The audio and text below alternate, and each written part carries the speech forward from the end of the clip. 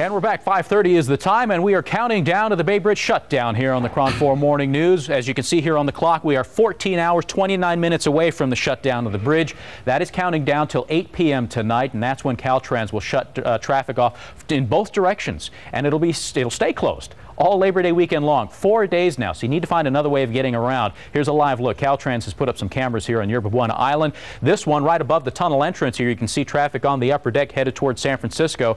That will all be gone as of 8 p.m. tonight. That entire roadway will be absolutely quiet and empty, and that's when Caltrans workers will get out there and start carving out a section of the old span here and replacing it with a new section. In fact, you can see part of it there on the right-hand side, that concrete roadway that goes off into the darkness. That's what we will be driving on come 5 a.m. Tuesday morning. That whole new section. We'll be driving on that section for at least the next 4 years ahead, as far as we can tell. George Rask standing by in the traffic center right now with more on it. Hey, George. James, good morning. We have another view here, as you can see as we're watching right now, the Caltrans simulation video, the computer-generated graphics showing how they built that section, how they plan to slide the old section out and the new section in and connect it up, which is, of course, the work they'll be doing this weekend. This is a fly-through now showing you what the new detour will look like. Off to the lower right-hand corner, you see the old section pushed out of the way. This is a look at the section that's going to be removed right here. Let's take this full screen, and you'll see the ride here is continuing in the westbound direction. If you look closely, you'll see that the roadway itself has already been notched right here, so they've already begun preparations. This is the section from here to here that is going to be cut out tonight and slid off to the side. In fact, it's likely that this work could be completed by the middle of the night tonight, and that they could then start, and I don't know if you can make it out on your screen, I can on mine. This is the new section. It sits right here, and this is the north side of the roadbed. That's going to be slid into place, and it could be actually in place by tomorrow morning. Although, of course, we won't be driving on it till, we're not scheduled to drive on it till Tuesday morning, but James, my money is still on an early opening for the Bay Bridge. All right, George, thank you very much. And again, KRON4.com, a good resource, too, for you. We've got an entire section here. Once you click on the Bay Bridge section, go to this. You've got a video player here with every story we've done so far, so you can get up to speed on exactly what it is that they're doing out there on the bridge.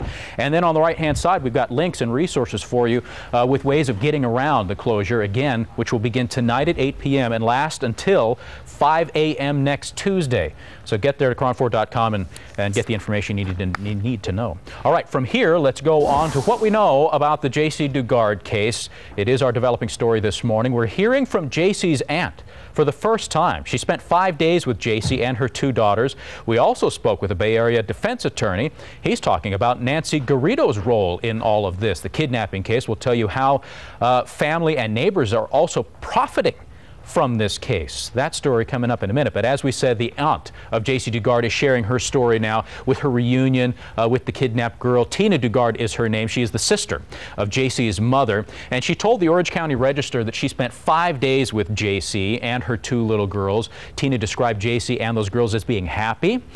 She said that they seemed fairly well balanced. Tina also said that while in captivity now, J.C. was the one who was able to teach her girls how to read and write. And she called her 2 girls educated and bright.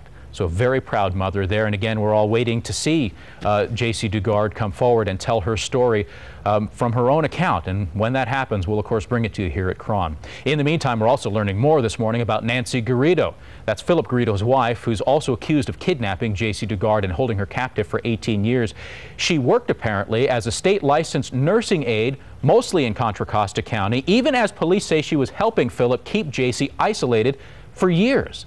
KRON 4 talked with a Bay Area defense attorney familiar with the detectives that are working on this case, and he says that Nancy Garrido was actively involved in the crimes and had the opportunity to free J.C. Dugard, but never did. So Philip saw her and said, "That's the one I want, that cute one." That's what we understand. She's actually the one that grabbed her and pulled her into the car. He watched over J.C. She had a perfect opportunity to go to any law enforcement agency and tell them what had happened, but she chose not to do that. Now, Cardozo also talked about the nearly 20-year reunion between mother and daughter, saying it all happened at a hotel and that the Dugards wanted privacy, and so law enforcement stepped out of the room and gave that privacy to them. Meanwhile, some California neighbors of Garrido and Garrido's father may be profiting from the connection to this high-profile kidnapping case. In fact, this case has sparked cash offers for interviews, and these offers are coming from hundreds of journalists that are digging for information. These offers are going out to some of the neighbors there in the community. In fact, the father of the accused kidnapper says he was given $2,000 for an interview with an overseas media agency, and now he says he doesn't want to do any more free ones. If you want to talk to him, you're going to have to pay him. Meanwhile, Garrido's next-door neighbor also may have accepted $2,000 for exclusive access to his backyard. That is the backyard where they were digging for clues and came up with that bone fragment. And this whole cash for interviews situation now is causing a divide in that community. Some neighbors say nobody should be profiting from what happened to J.C. Dugard. We'll have more on that story throughout the morning as well. And also the disturbing tale of J.C. Dugard's 18 years in captivity and the revelation, her coming to light and being reunited with her family, obviously making headlines around the world. In fact, tonight Dr. Phil is featuring this story in his show. Take a quick look. Who does this? What kind of person does this sort of thing? Well, you know, first, you've got somebody who has no sense of anyone else's pain. The only thing they care about is making their needs met. Realize this is a guy who years ago kidnapped, sexually assaulted, and kept a woman in a prison somewhat similar to the same setup that he had his backyard set up. Phil, he had a container where the woman had to go in. She had to go through one barrier and then another barrier and then another barrier, and then he took her back and sexually assaulted her. That was the same thing 3 decades later that he set up and took this little girl in. So these type of people don't change.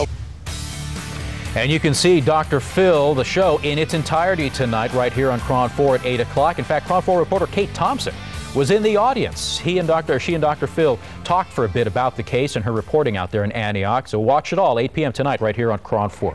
All right, before we go too far into the news, let's get over to the weather department right now. Drew Harmon keeping an eye on your forecast for today and a sneak peek at how temperatures will be shaping up for this upcoming Labor Day weekend. Good morning, Drew. Good morning, James. We're going to see temperatures cooling off for this weekend starting today as we head towards Saturday, topping off for the beginning of the holiday weekend. 80 inland, 72 at the bay, and 62 at the coast. 5:38 in the KRON 4 Morning News. Let's get a check on traffic with George.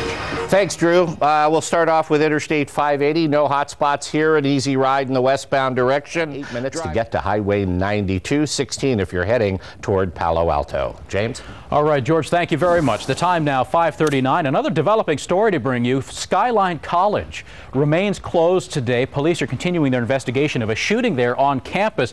An 18-year-old person was injured yesterday in that shooting. KRON 4's Jackie Sissel live outside of that campus in San Bruno. Good morning, Jackie. Good morning, James. Yeah, you can see one of the campus police officers standing post this morning out here at Skyline College. You talked about it yesterday about 1:30. A shooting took place in one of the student parking lots. An argument between 3 or 4 people turned into this shooting. One person was shot twice, taken to San Francisco General Hospital, later released, but it did cause this lockdown all day yesterday, and it's going to remain in effect through today. So of the 10,000 students that attend Skyline College, they're going to have to find something else to do today because the college is completely shut down for another day as this investigation continues. Although police and campus police believe that this may be just an isolated incident, they're still going to continue to have the campus closed for today. If that changes, if we get information that the campus is going to remain closed any longer than that, we'll let you know. But for right now, it's just for today. All right, Jackie, thank you much. Jackie Sissel live there in San Bruno. We'll visit with him again a little bit later on. In the meantime, we have to take a quick break. When we come back, though, the latest on the Bay Bridge. Don't forget, 5 p.m. today, or 8 p.m. today, I'm sorry, 8 p.m. today, it'll be completely shut down. So the Bay Bridge will be not available to you for the rest of the Labor Day weekend after 8 p.m. tonight. Also, the latest in the fires in Southern California. We'll have an update for you coming up on the other side of this break. Stay with us.